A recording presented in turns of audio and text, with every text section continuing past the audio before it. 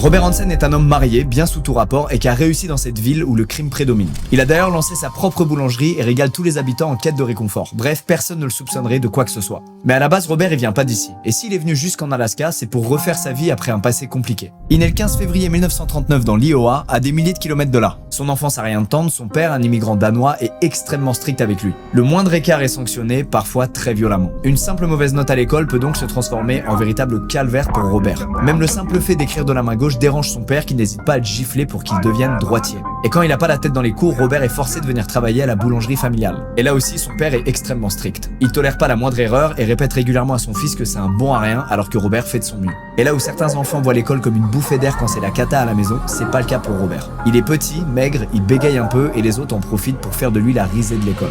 Partout où il est, Robert se sent mal et exclu.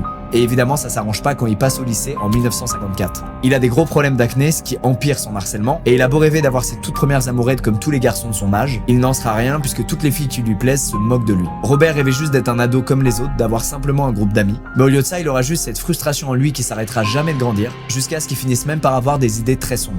Robert fait de plus en plus de rêves où il se met à faire du mal à tous ceux qu'il rejette. Déjà à tous ses camarades, mais surtout aux filles. Plus il avance dans son adolescence et dans ses années lycée, et plus ses rêves se multiplient. Sa seule bouffée d'air frais, c'est quand il a un peu de temps libre et qu'il part en pleine nature. Il y passe des heures, souvent seul, en pleine forêt et loin des moqueries. Alors il se met peu à peu à explorer des hobbies qui lui permettent de passer encore plus de temps ici. Il va s'initier notamment au tir à l'arc, à la pêche et à la chasse. Et quand il réussit un tir précis avec son arc, il est pas particulièrement fier de sa performance. Il saute pas sur place pour dire qu'il est le meilleur, qu'il est trop fort, non. Il est juste étonné de voir qu'un tir si puissant sur une cible ne fait quasiment aucun bruit.